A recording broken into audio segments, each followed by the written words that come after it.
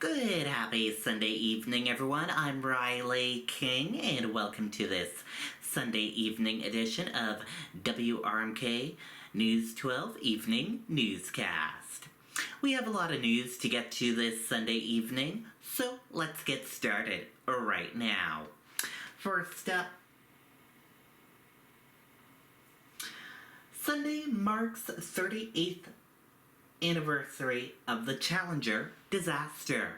Let's take a listen to that report right now.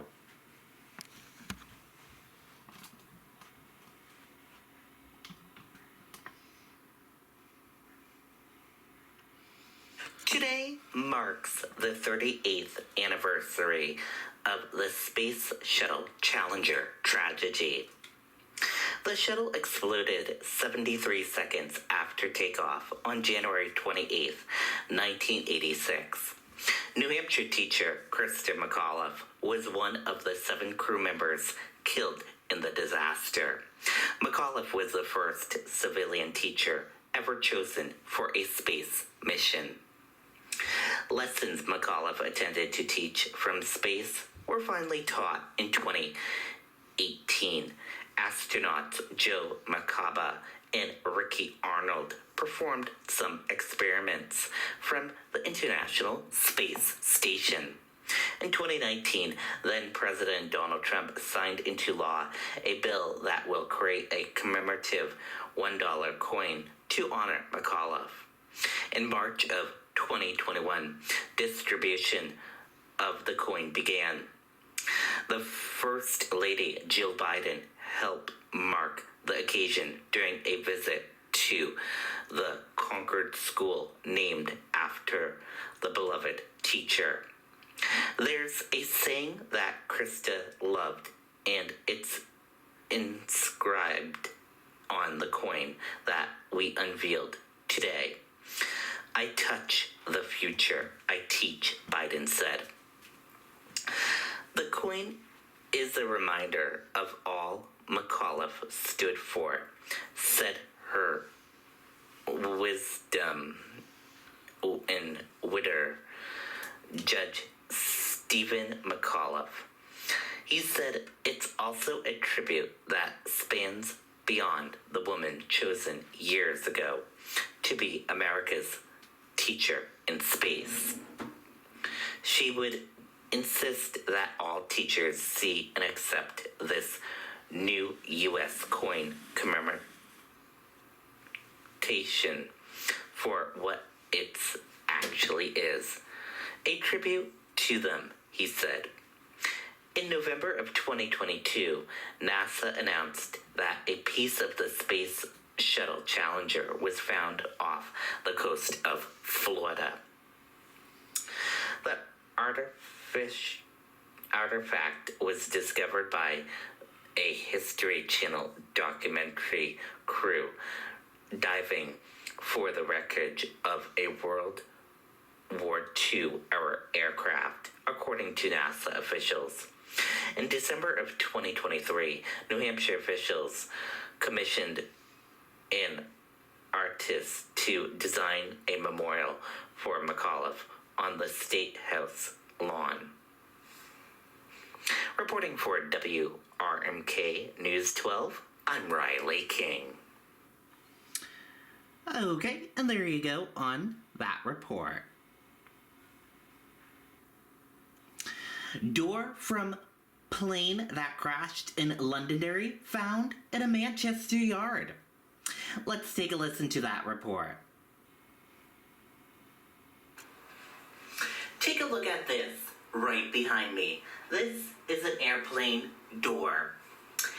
A door from the plane that crashed in a Londonderry neighborhood on Friday fell off prior to crashing and was found in a Manchester yard. The twin-engine Beechcraft 99 crashed off Colonial Drive in Londonderry around 7:30 a.m. The plane, operated by Wiggins Airways, a private packaging delivery service, departed Manchester Boston Regional Airport on its way to Presque Isle, Maine. A law enforcement source told News 9 that the door was recovered in a yard on Christie Lane in Manchester. The homeowner where the door landed told News 9 they could hear a thud when the door hit the ground. Neighbor Andrew Reed lives right across the street where the door landed. That morning, we saw a bunch of cop cars. We're like, what's going on? And later that day, we found out it was the door, Reed said. The National Transportation Safety Board told News 9 Sunday morning that the left cockpit door/hatch was found in a yard about 6 miles north of the crash site. Flight tracking data shows that the plane flying over Auburn and Manchester before heading south over Bedford and Merrimack before crashing in Londonderry. The pilot of the plane was taken to a Boston hospital and at last check was in critical condition, authorities said. Tom Kinton, president of Kinton Aviation Consulting, said plane doors or windows falling off mid-flight happens, but not often. Rare, but what's really rare is have it then crash, Kinton said. The National Transportation Safety Board began its investigation into the crash by collecting evidence, watching surveillance video, and going over the flight track data. NTSB officials said the on-scene phase of the investigation does not focus on the cause of the accident. Officials said the primary report is expected to come out in the next 30 days. The plane crashed about 100 feet from a single-family home, and the Londonderry fire chief said it was a very nearly a tragedy. However, officials said the final report on the cause of the crash could take up to 2 years. Reporting for WRMK News 12, I'm Brian Lee King. Okay, and there you go on that report.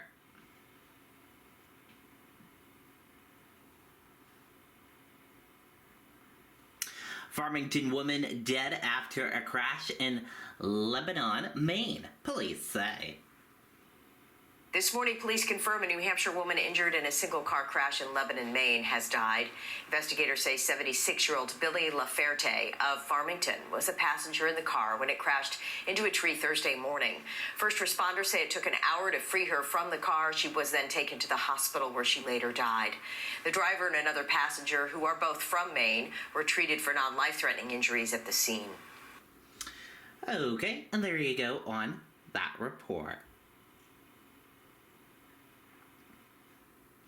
Man arrested in connection with shots fired incident in Belmont, police say. An update now to a story we brought you here yesterday. A 27-year-old is scheduled to appear in court tomorrow, accused of firing a gun at the Belknap Mall in Belmont. Police responded to the mall around 1:40 Friday afternoon after they say Cody Yale fired a shot and then ran off. They eventually found him hiding near a brook. Police announced the arrest Friday but did not publicly identify Yale until yesterday. Officials say he is facing multiple charges, including reckless conduct with a deadly weapon. Okay, and there you go on that report.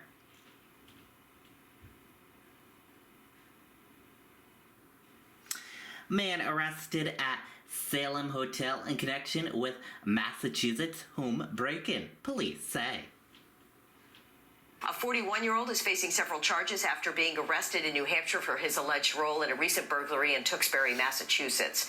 Last month, police released surveillance video of 3 men after they broke into a home on Overlook Drive.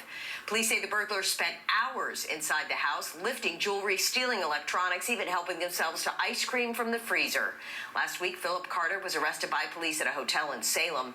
Carter is the second person to be charged in connection with the break-in. Okay, and there you go on that report. Man arrested after 4-year-old suffered serious head facial injuries in Nashua, police say. He said And a New Hampshire man is charged with first-degree assault after Nashville police responded to an emergency involving a 4-year-old. On January 19th, officers went to a home and found the boy with serious injuries to his face and head.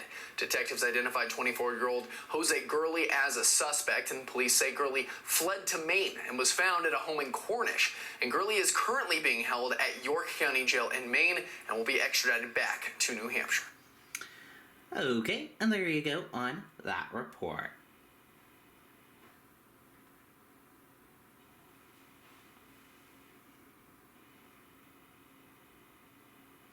Trump urges Republicans to drop Biden-backed border deal.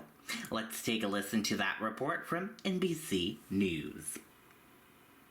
The ongoing crisis at the southern border is a top issue for voters this year as well. And this morning, both President Biden and former President Trump are weighing in again on the bipartisan immigration deal working its way through the Senate.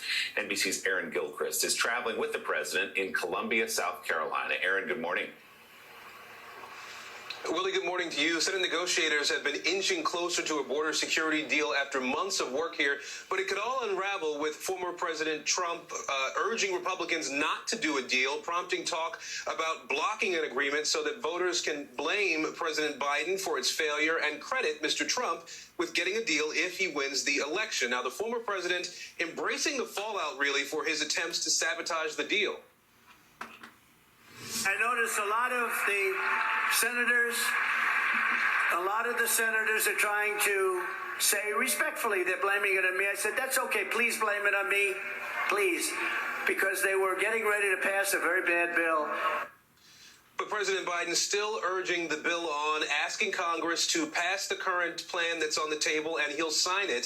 Speaker Johnson issued a statement challenging President Biden to issue executive orders on this, saying that the president doesn't need Congress to fix the broken border. President Biden responding to that here in South Carolina. If that bill were the law today, I'd shut down the border right now and fix it quickly. A bipartisan bill would be good for America. Congress needs to get it done. Now, Border Patrol says that a record 300,000 undocumented immigrants crossed into the U.S. in December. Speaker Johnson says that President Biden has ample authority to act immediately. Willie? And as you say, even Republicans in the Senate are urging their colleagues in the House, take the deal. It's as good as it's going to get for us. Aaron Gilchrist in Columbia, South Carolina. Aaron, thanks so much. Hey, thanks for watching. Don't miss the... Okay, and there you go on that report. And we are going to switch gears now. Let's go into weather. And here is meteorologist Mike Haddad with a weather forecast. Snowy night across New Hampshire. Thank you very much for joining us, Stormwatch 9 Weather on the Web. I'm meteorologist Mike Haddad here in the Stormwatch 9 Weather Center tracking more snow, and it will certainly have an impact on travel into early on Monday morning. This is not a blockbuster storm by any stretch. A lot of the snow tonight through about early on Monday morning will be steady light to moderate, not a whole lot of heavy snow, but there could be a little burst here or there from time to time as the night wears on. As for any mixing far south, well, that goes over to snow, the steadiest late evening through the pre-dawn hours of Monday morning, and that definitely means slower and slippery travel, especially Lakes Region South, as we go through the course of the night. Notice by late Sunday afternoon, that storm rotating south of New England, but a lot of bands of snow, heaviest on the map, was back through upstate New York and Pennsylvania, and a lot of this back here will kind of drift through as the night wears on, and that's why that snow should pick up in intensity, and once temperatures begin to fall a little bit, it will start to stick. So, yeah, some of the higher terrain in western New Hampshire seeing a little bit of snow Sunday afternoon, but notice temperatures at 35, 36, or 37 are going to drop right down near freezing as the night wears on, and that will finally allow the snow to stick, not only to grassy surfaces or snow left over from previous storms, but even on some treated roads as that intensity becomes a little bit of an issue. Notice far north, late tonight, just a couple of flakes of snow here or there through the great Northwoods, steadiest farther south, and by about 5 a.m., it looks like the back edge of snow will begin to drift through southern parts of Grafton and Carroll County, and after that, the snow quickly shuts down during the early to mid part of the morning drive on Monday. But also notice temperatures right around freezing, so yeah, that means it's going to be a bit slick out there for the morning drive in the snow, wet in nature. General tally of 3, 4, 5 inches, could be a 6-inch amount in some spots, anywhere from, say, the southern part of the Lakes region and point south. The best bet of 5, 6 plus will be in the higher terrain west of the Merrimack Valley into the Monadnock region. So Jaffrey, New Ipswich, Peterborough, and up to about Washington in southern Sullivan County, Hillsborough, Deering, and Ware. All spots likely to get 5, 6, 7, maybe 8 inches of snow, and very little, if any, farther to the north. Again, the storm will pull on out of here as we go through the course of Monday, but tonight, temperatures down near freezing, so watch out for slippery going, even on untreated roads into the early part of Monday. Certainly expecting a lot of, at least, delays early on your day tomorrow. Notice by the afternoon, mid-upper 30s and lower 30s to the north. Clouds and a few flakes of snow ending early. Could be a spot flurry and maybe a few breaks of sun during the late morning and afternoon. Brighter skies, quite chilly Tuesday, and then bright on Wednesday and Thursday, maybe a flurry by evening up north. As for Groundhog Day on Friday, a couple of snow or mixed showers, breaks and a few flakes on Saturday, and then bright, breezy, cold next Sunday.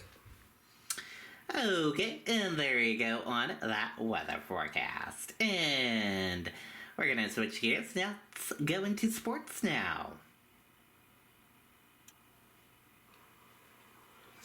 Good, happy Sunday evening. I'm Riley King, and welcome to your WRMK News 12 Sports Report.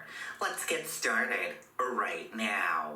First up, the Boston Celtics, they had a game yesterday evening, and the final score of the Boston Celtics game was Clippers 115 and Celtics 96. The Clippers won the game yesterday evening.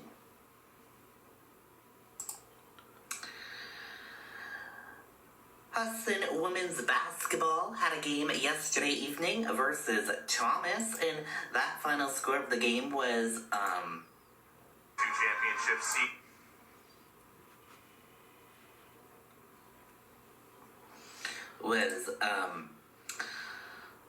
Hudson 63 and Thomas 34. Hudson won the game yesterday evening. Congratulations, Hudson women's basketball team.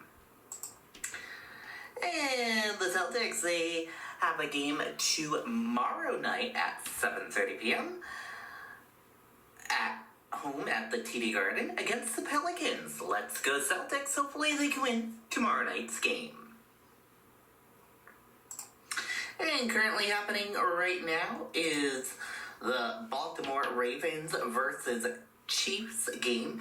They're currently in quarter 4 of the game right now, and only 2 minutes left in the game. The Chiefs 17 and Baltimore Ravens 7. The Chiefs are winning the game. And Lions versus 49ers, San Francisco 49ers. They play tonight at 6:30 p.m. And we'll have to see which team wins its NFL championship. So yeah, looks like the Chiefs won. And we'll have to see who wins this one. We'll have to see. All eyes on that. That does it for this evening edition of Sports Report right here on WRMK News 12. Thank you for watching. Have a great evening and good night. Okay, and that is a look at your Sports Report right here on WRMK News 12. And quick update, the Chiefs did win, and the final score was 17 Chiefs and Baltimore Ravens 10. Congratulations, Chiefs, on winning. And that does it for this evening edition of WRMK News 12 Evening Newscast. Thank you for tuning in and watching. Have a great evening. I'll see you back here tomorrow for another newscast. Good night and goodbye.